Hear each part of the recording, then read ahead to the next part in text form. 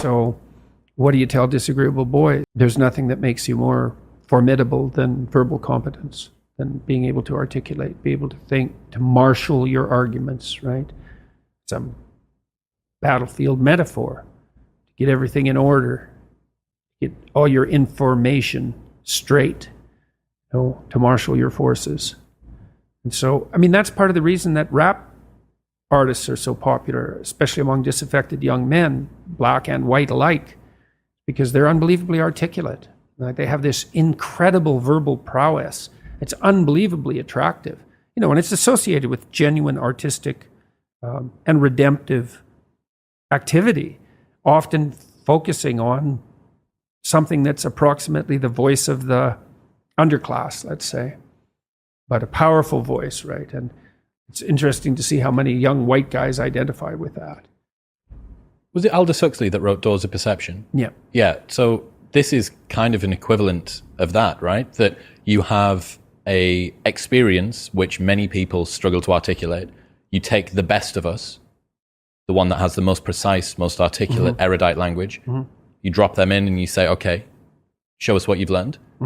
This is the equivalent, but for just a different community, a different sort of life, that maybe you don't have the ability to describe what it feels like to live on a council estate in Manchester or in, one of the neighborhoods of Brooklyn or whatever it might be. And then this person can.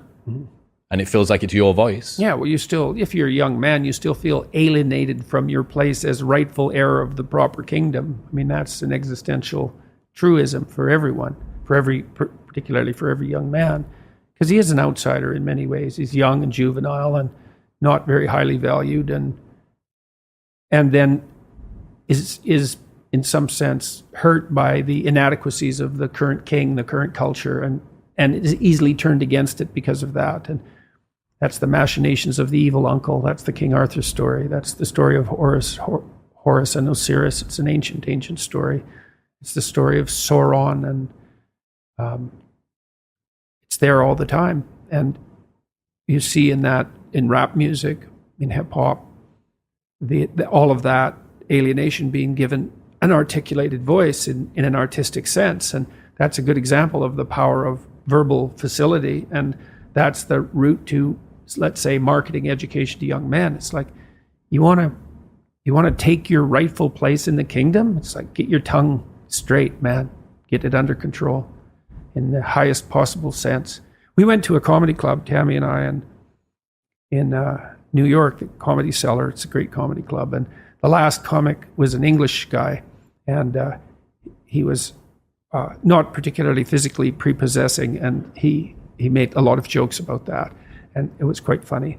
And then he divided the audience into 5 sections, and he asked each section to toss up a topic, just to yell out a topic.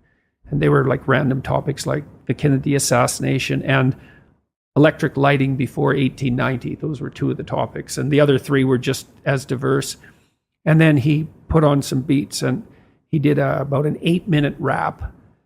With every verse rhymed, and he tied the whole thing together at the end and ended at the end of the music, all spontaneously. It was unbelievable. And that's logos, man. That's the redemptive power of the logos right there, the magic word, the sacred word. It's just manifesting itself on stage. There's something very impressive. Something about that does feel dangerous as well.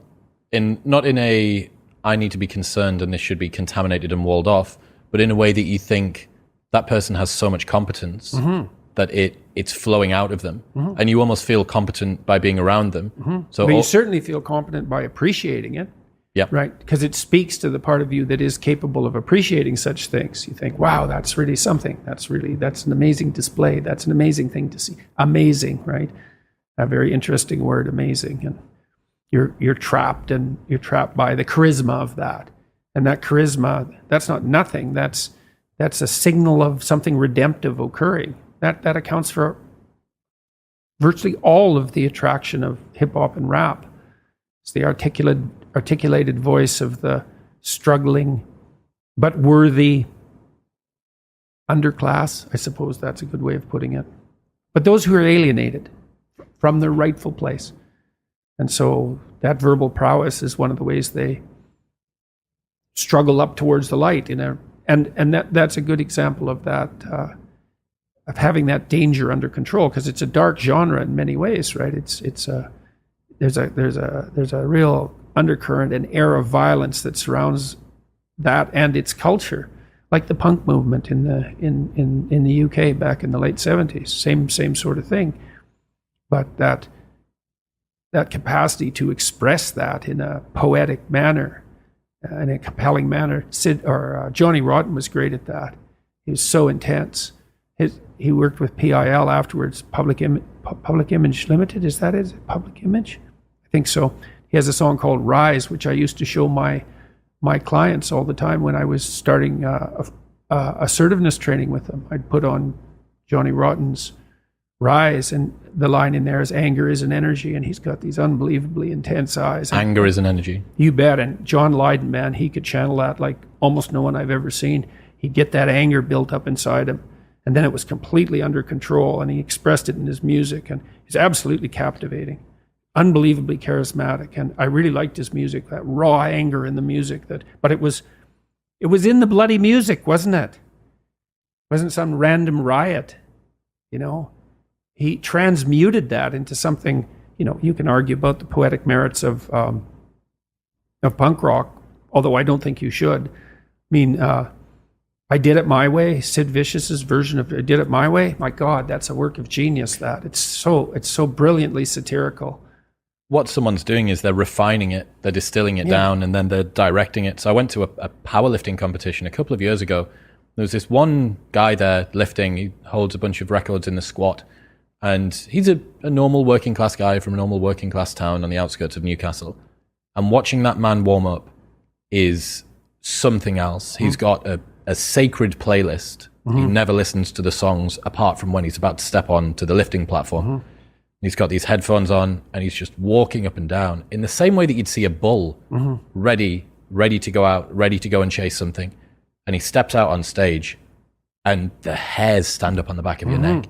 You're watching this guy channel Rage. Fury. That's the god of war. That's Mars. Yeah, he's in touch with that.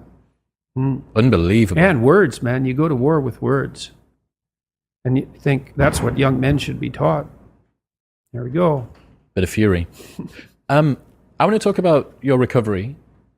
Can you explain how it felt in the first few days when you realized that it might be over, when the clouds were lifting? You know, it happened very incrementally over a period of months. Well, things were slightly less catastrophic in the morning. Like, it was taking me 3.5 hours to stand up. And then it was only taking like 3 hours.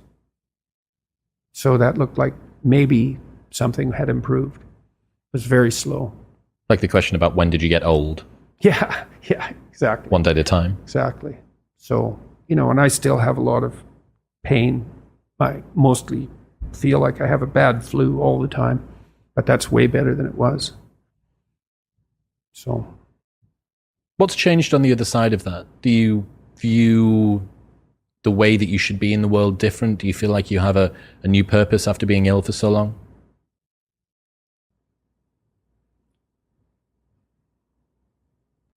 Hopefully, I'm more grateful for the mere absence of catastrophe. You know, and I guess I'm possibly more pleased to be out, say, doing this lecture tour. I mean, I was really pleased about it in 2018. I was already pretty damn happy isn't the right word, overwhelmed, grateful, in a state of constant disbelief, thrilled about the fact that people were responding so positively, amazed about the fact that this had like a religious dimension, overjoyed to see people come and tell me that they had got their lives together and that they were very happy about that. I had all that already. Maybe I feel that more now. I wouldn't say that I've learned so much that all the pain was worth it. But that's I suppose in some sense putting a happy ending on something in a way that's just too trite. It's like it was most of that time I would have far rather been dead for all sorts of reasons. So now I'm perfectly happy that I'm not, but I haven't forgotten what that was like. There's a lot of people that are very glad that you're not. Yeah, well, that's great. Really, that's great. You know, and I'm thrilled that I'm back, being able to be not terrifying to my family, let's say. And I'm really happy to be back out in public and to be doing what we're doing. Along with my daughter and my wife, and with the support of my family. It's great. I love this tour.